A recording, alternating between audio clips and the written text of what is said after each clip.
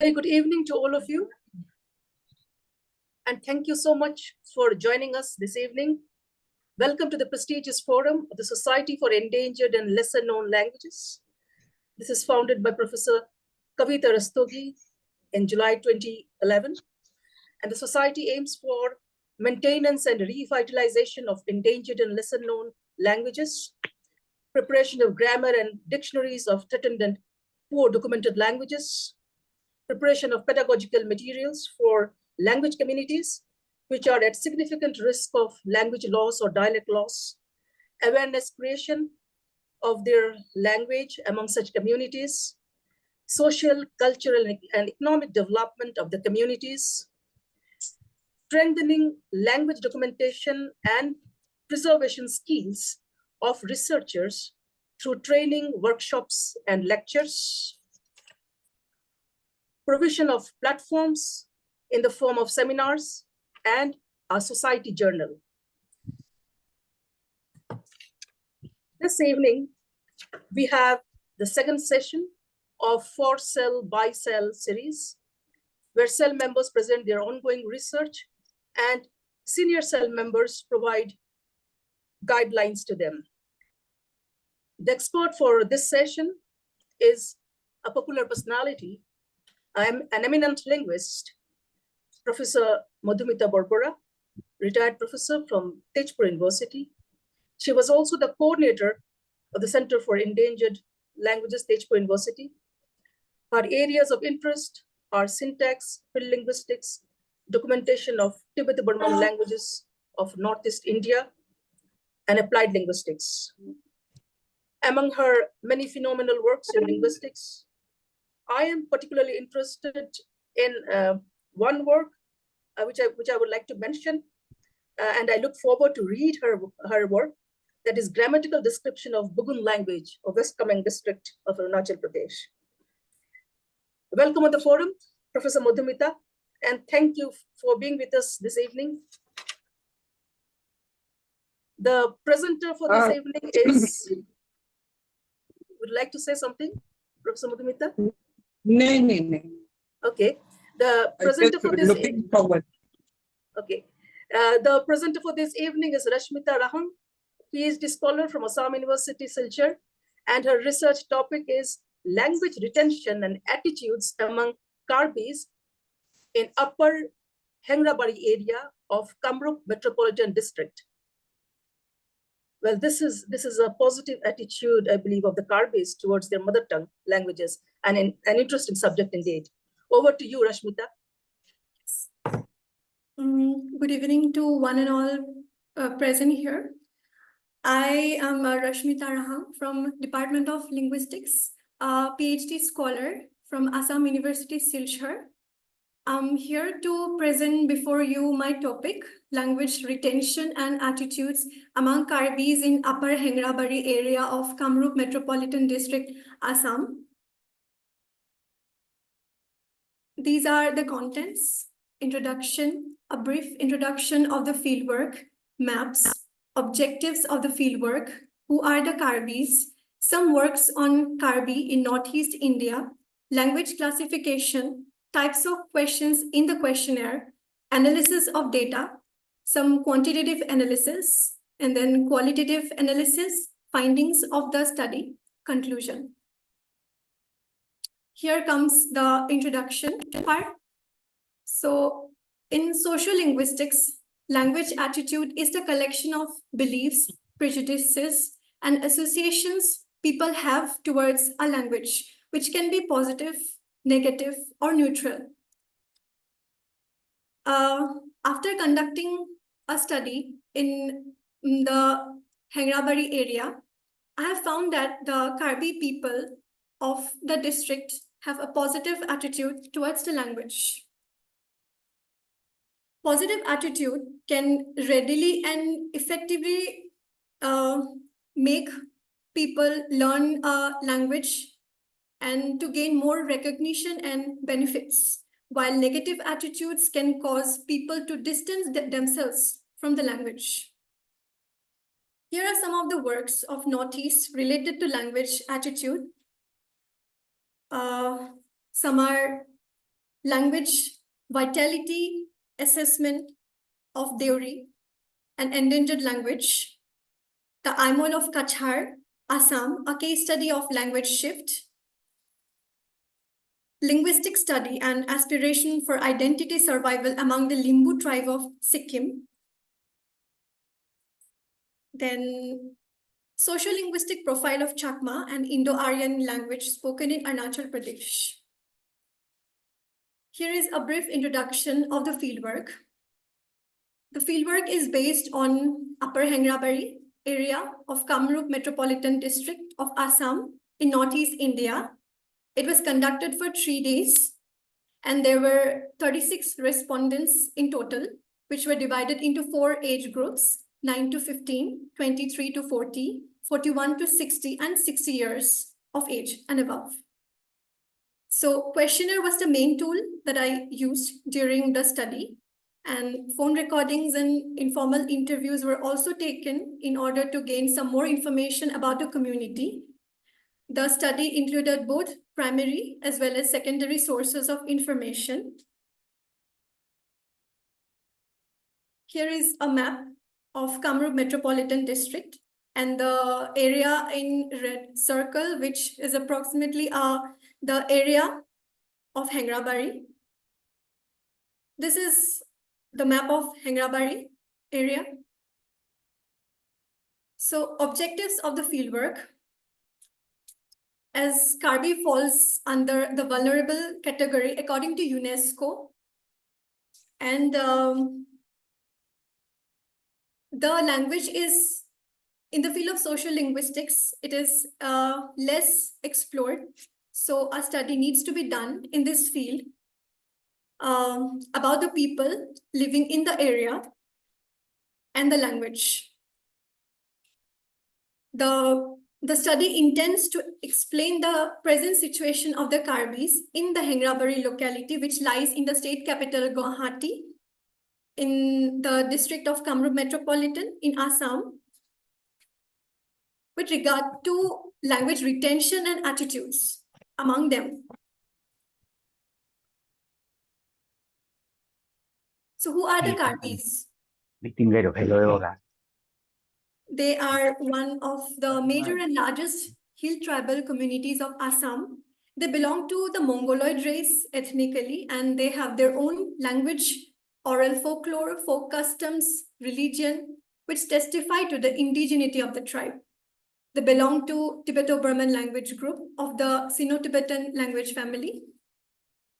The center of Karbi speaking area is Karbi Anglong, and the speakers who are Amri Karbi, which is a dialect of Karbi. They inhabit the district of Assam and Ribhoi district of Meghalaya. They are the third largest minority community after Boro and Mishing. The Hills variety, which is treated as standard Karbi, is spoken across the eastern and western parts of Karbi Anglong district, and the Plains variety, which is referred to as Amri Karbi, is spoken in Assam Meghalaya border. The Karbi variety has the ISO code MJW, while Karbi has the ISO 6933 code AJZ.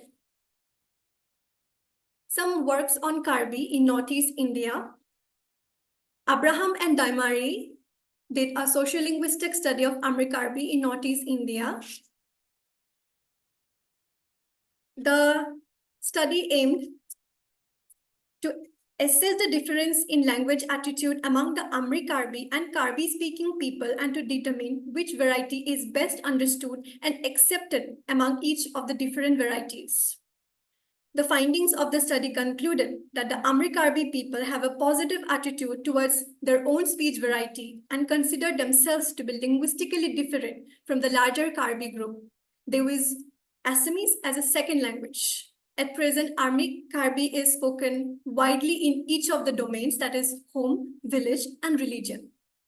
Kuriako did a survey on the inculturation and dialogue as the mission of Catholic Church among the Karbis in Diffu Diocese, Assam. The study aimed at understanding the implications of inculturation among the Karbis in the Diocese of Diffu and to discover the rich cultural heritage. It concluded that Christianity and modern education, apart from many positive contributions of the Karbi society, have affected the traditional and cultural life of the Karbis.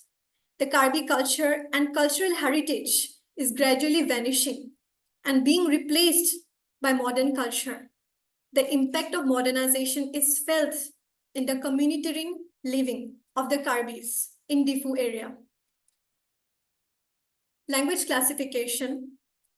Grierson, in his Linguistic Survey of India, provided a detailed classification of the Tibeto-Burman group of language, which is represented in Chatterjee. Benedict, in his Sino-Tibetan Conspectus, showed the genetic relationship of the Tibeto-Burman languages. Shaffer and Bradley have classified it as Cookish. Some lexical items show a distant affinity to the Borogaro group. Bradley, in his Tibeto-Burman languages and classification, showed classification of languages, which include Arleng, also called Karbi or Mikir. Burling observes 14 separate branches of Tibeto-Burman languages of Northeast India, depending upon three major regions, the Central India, the Northern India, and the Eastern border area. It is often classified as close to Meitei, according to Delancey. According to Lyall, the Karbi language belongs to the Indo-Chinese speech called Tibeto-Burman under the Sino-Tibetan family of languages. Grierson considered it as a member of the Naga-Boro subgroups of the Tibeto-Burman group. The Karbi language has observed numerous words from the Boro, Kuki Chinese, and Assamese in its vocabulary. The Karbis call their language as Arleng Alam, meaning the language of Arleng, that is man. This is a classification by Burling. The figure above shows classification of languages provided by Burling. He, following Shaffer, prefers to consider Karbi, which is spoken majorly in Karbi Anglong Hills of Assam, in a separate category, in spite of its resemblance with Mizo Kuki, as the resemblance was not found enough to be considered with it.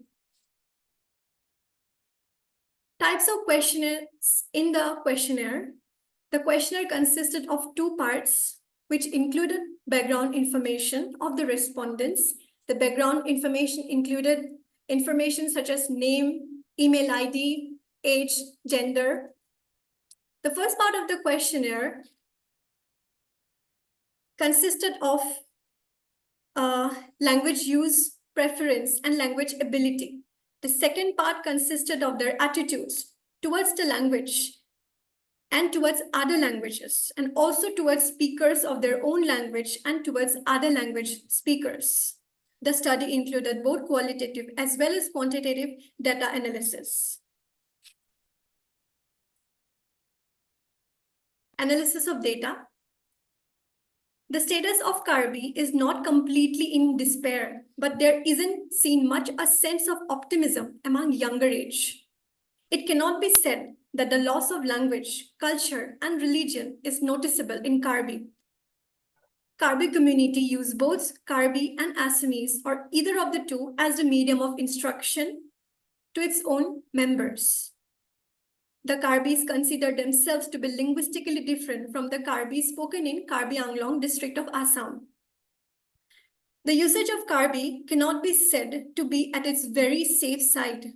The Karbi language does not have a strong vitality in the hands of Karbi speakers in the area. Among Karbis, English was reported as very important for education, economic privileges, and social interaction. Most of the older generations prefer speaking Karbi. Parents prefer their children to learn their ethnic language. The younger generation among the Karbi community is losing the track of their rich and vibrant culture and language. The Karbi culture and cultural heritage is gradually vanishing and being replaced by modern culture, especially among the younger generations. The impact of modernization is also felt in the area. such as loss of earlier practice of agriculture and decline of language use. Here are some quantitative analysis. The questions included, what language did you first learn as a child? So we can see out of 36 respondents, 16 respondents learned Karbi as their first language, and 20 respondents learned Assamese as their first language, which means 56% of the respondents learned Assamese as their first language, and 44% of the respondents learned Karbi as their first language. The second question, what language do you use at home? So in age group 60 and above, out of 9 respondents, 5 of them speak Karbi at home and 4 of them speak Assamese. In age group 41 to 60, out of 12 respondents, 5 are males and 7 are females, which means 58% of the respondents are females in the age group 41 to 60, and 42% of the respondents are males. Here are some qualitative analysis. The questions include, if you had a choice, what would you choose as your L1 and why? Out of the 36 respondents, most of them would choose Karbi as their first language, and as to know one's language according to them, and to understand and maintain his or her cultural identity is important to them. Have you ever had any problem as a result of being L1 speaker? So almost all of the respondents claim they did not have any problem being the L1 speaker. How do you react when the speakers of your language speak other languages? Most of them, as they do not use the language, rather they do not know the language, they do not feel good as so as they do not themselves know the language actually, so they do not feel good. And compared to the dominant language spoken here, how would you rate your language? All of the respondents rated the language compared to the dominant language as either sweet or rich. And sorry about this, how do you react when the speakers of your language speak other languages? Yes, they do not feel good, as yes, and they do not themselves know the language and they do not know, but according to them, those who know the language and can speak the language, they should speak it. And question number 5, to speak in your language in the presence of the speakers of the dominant language, how do you, feel? So all the respondents responded by saying that they feel prestigious while speaking the language in front of the dominant language speakers, that is Assamese. How do you feel when other language speakers speak your language? Yes, the respondents, they do not feel nice, as people from other community, they are trying to learn the language and they rather can speak the language, but they themselves, from birth, they do not know the language. And even if their parents knew the language, they didn't feel important to teach the younger generation. And yes, so the use of language is declining very much. It is seen here. How do you rate the competence in your language? So very few of them claim to be fluent in their language. Findings of the study. So from the field study, it was found that Assamese and Karbi are used in marketplace, neighborhood, and home domain by the Karbis who know the language. All the members prefer that one should speak the language, and Assamese is more predominant in the area. Karbi is used in community meetings and prayers. However, most of the community members' first language is Assamese, and many of them prefer English medium schools They would choose Karbi as their first language if given a choice. The speakers learn the dominant language from home, school, and neighborhood domain. And they claim that they did not have any problem being a Karbi speaker. Not all members of the community are the speakers of Karbi, but they prefer that one should speak the language. And the speakers do listen to Karbi songs, radio FMs, and watch Karbi programs. They would like to listen to religious texts in their language. Especially the MAME members have lived in the area since birth. The members believe that one should know other languages along with their own language. And the community members encourage the younger generation to speak their language. The speakers speak the language similar to their parents. Most of the unmarried members say that it is okay to marry a person outside the community. They do not feel good if other speakers of their language do not speak the language. And they would prefer to read any material given to them in Karbi. They do not think that their language is a hindrance to socio-economic mobility. They have their own way of expressing greetings in their culture. The Karbi community in the area try to preserve their culture, traditions, and customs by performing various rituals in festivals, by performing traditional dance, wearing traditional dress, singing and recording Karbi songs, speaking and using the language among themselves whenever and wherever they can, and also engaging themselves for the betterment of the Karbi society, such as organizing events for encouraging the youth to preserve the language. Materials are also written in Karbi language. Some elderly members at home teach the language to the younger ones, even if it is not their first language to learn. Here comes the conclusion. So we can see that Assamese is the dominant language in Upper Hengrabari area. Not all members speak the language irrespective of age, but they take pride in maintaining their culture. Karbi is used in community gatherings, and they consider themselves to be similar to Ribhoi district of Meghalaya. Agriculture is overtaken by modern economy. Parents prefer their children to know the language. The attitudes among the Karbi community towards their own language is positive. A group of speakers are seen coming forward to preserve their language and culture for future generations. This can be an encouraging sign and a one step forward in retaining the Karbi culture and the language in the future, and to pass on from generation to generation and helping in marking a strong vitality among them. The study focuses on Karbis in Kamrup Metropolitan District of Assam, a state in Northeast India. More specifically, it deals with language retention and attitudes among the Karbis in the district. Due to constraints of time, only Upper Hengrabari was taken as the area of study. However, further investigation needs to be done in other areas of the district as well to know a holistic situation of the Karbis in the district, which would be helpful for the members of the community to know their identity status in the present and also in future. They have their own customs and traditions, rituals, dress and ornaments, food and drinks, and marriage system.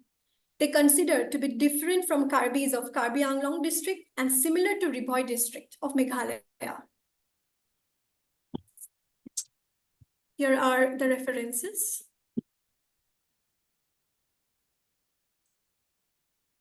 Thank you, Team SEL, for giving me the opportunity to present before the respected members. If there are any questions, please feel free to ask. That's Thank a you. wonderful presentation, Rashmita. I will ask the expert to give you suggestions. Over to Professor Madhumita. Thank you, Vishaka. Yeah, Rashmita, Yes, ma'am. it's a comprehensive presentation And the problem that you are raising is not unique to Amrikabri alone. And entire Northeast, we have similar situation. Now, are you a resident of Upper Hangarabari Yes, ma'am. area? Yes, ma'am. So Hangarabari, that now where the DCS office has been shifted, that particular area Yes, ma'am. in That place, near Dispur. yes, ma'am. That place is called Yeah, Lower that is Hangapari. okay. Upper Hangarabari. This is geographically on the one. Okay, fine. So now you have collected questions and you are talking about Amri Karbi, and Amri Karbi is a variant of Karbi, or is it different from Karbi? Ma'am, it is a variant from Karbi. So why, okay, if it is a variant, so what are the main differences? Because you're talking about the native speakers or the Amrikarbi speakers, they want to, revive or revitalize the language. So what are the major differences between Karbi, standard Karbi, and Amrikarbi? Have you checked on that? Ma'am, this is since till Syntactical, you will have to, because when you're trying to say that we want Amrikarbi to come in, so you'll have to look into that. So that your position, what you are stating, you have a grip on what you are saying. And this also leads to another question, because with the new education policy, Karbi has been included as a subject, mother tongue. Amrikarbi also included, or because it's a variant, it will not be included?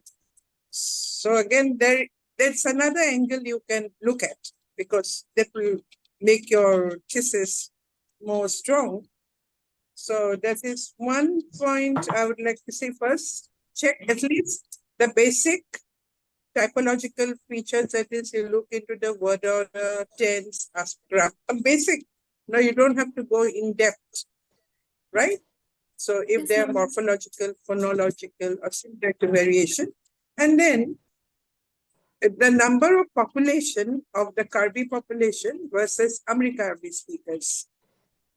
That's the demography is important. Yes, ma'am. And you say that they have a script they write. So is it an indigenous script, or is it the English alphabet?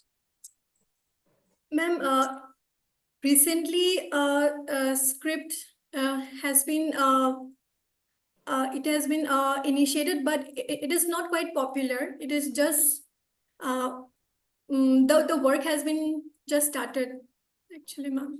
I have to look into it more. But these are very important points, issues. When you're referring to script, they write.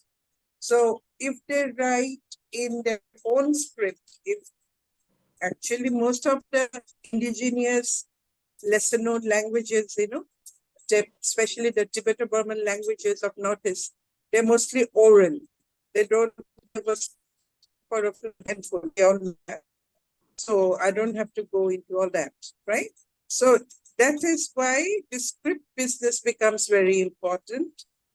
Your difference between standard Karbi, we say that we accept that Karbi spoken in and Amrikarbi, there is a difference. So what are the difference? So for here, you need to look into population and all.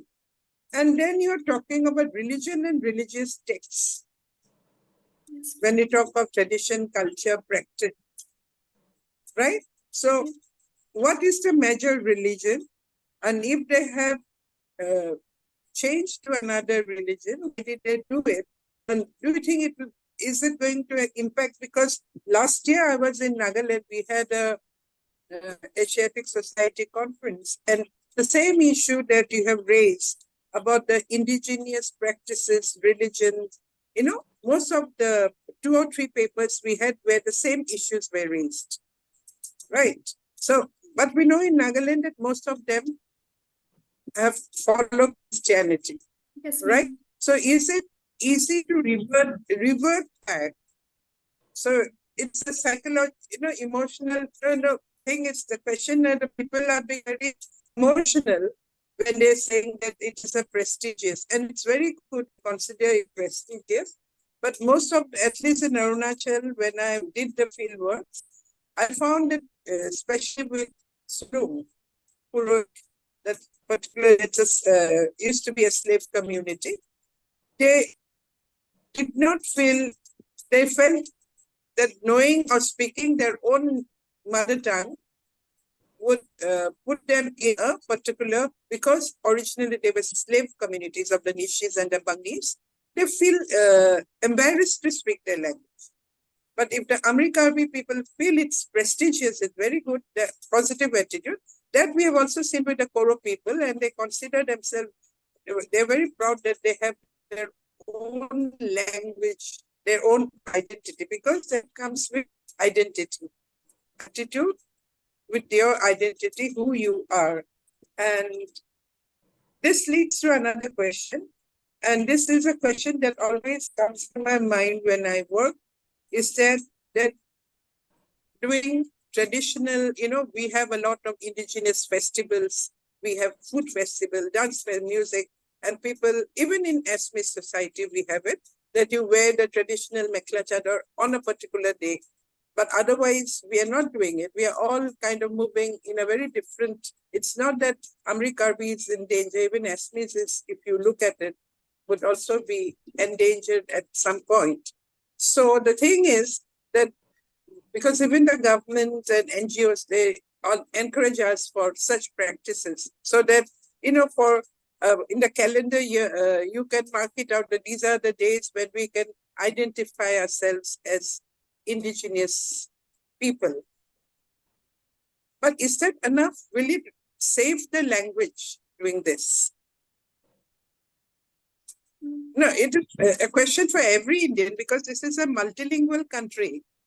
We have so many languages, and even if we want I want my mother tongue to be as a subject in school, it's impossible even for the government to, I suppose, to bring that in. So we need to, so can we at our own level think of reviving language and not relying on, the local people who feel it is prestigious? Can they not start some, classes for the people who are interested? It doesn't have to be your young children, even adults can come and learn their mother tongue. So if those things are taken care of, I don't know, these are something that's coming to me. So, and another thing, you're saying that Assamese is dominant, but in Guwahati, if I go out to do shopping, I also speak Hindi, because most of and Bengali, and also if you, at least not now, I suppose, but earlier when you go, that people, people in the market were selling from Bihar and other places. So we have to communicate in Hindi, right? So it's not only Assamese, I suppose, if you look into the number of languages that we speak, and yes, which language is plays in different domains. So you've mentioned mostly the home domain, the religious domain, and your market, right? Yes, But ma'am. other domains, education, because you're mentioning the school domain, also education has come in. So try to broaden such things and look at it from a, you see the number of languages that is spoken around. Because when I was in the university, everybody would speak Hindi. And I didn't know if Hindi, and they're all good. So I don't know if these people are actually, their mother tongue is Hindi or any other language. Of course, some of the students who were my students, I knew that their mother tongue could be Assamese, Bengali, Nepali, or any other language, even from South India. So they also would speak. So you see, this impact of a dominant language will always be there. And so how do we try to, because for practical purposes, you'll not be able to do away with the dominant language. So if you want to or maintain your mother tongue, what strategies can you suggest? Or maybe if, I don't know at what stage of PhD you are, which year, how many years, do you have some time to submit? When are you submitting? Or you have submitted? I've just started, ma'am. It's my first sem. Oh, so you have enough time, so you can look into all these things. Maybe you do a small pilot project where you ask some people who have said that it's a prestige language and they want to speak the language. Ask them that if we can start something and see what, of course, you will never be using it in a university or in an office or even in any other place for that matter. But within your own circle, can you bring it back? Because as long as there are active speakers of the language, the chance of the language to survive is there. Right? Survival, for survival, you don't need to have a big population who does not speak. A smaller, sizable population is enough. So I hope you will, and your supervisor will also guide you and tell you. May I know who your supervisor is? Who is your supervisor? Dr. Monali Laumaile. Oh, Monali is your supervisor. She knows. She will help you. Yeah. So all the best. Keep on doing good work. Yeah. Yeah. So you should take on some of these work that has been done on not in TB language or even other languages. The number of people, I don't remember his name just now. Maybe I'll tell Monali later. So he did this work projects in revitalization with Stephen Moore. So I don't exactly remember his name. So you can get in touch with him because you are a local of Guwahati, you'll be able to get in touch. Okay? Okay, all the best. Thank you. Thank you, ma'am. Vishaka? Thank you so much, Professor Madhumita. Yeah. Are you talking about Linda Cornett? Not Linda. Linda is not Linda. She's Linda worked with Delancey, no? Okay. No, she she didn't worked work. on Yeah.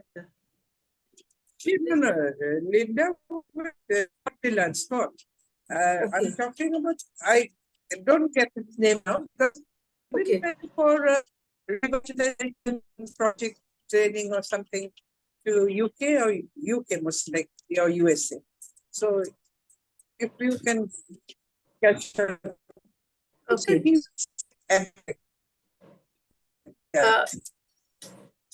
Any more questions? Monali can train.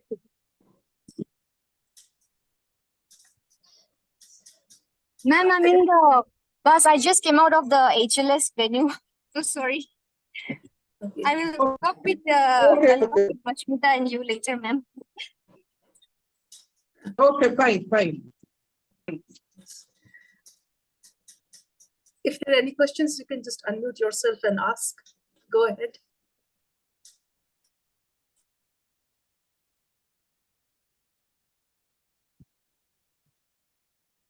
Rashmita, can you see? Because I cannot see if anyone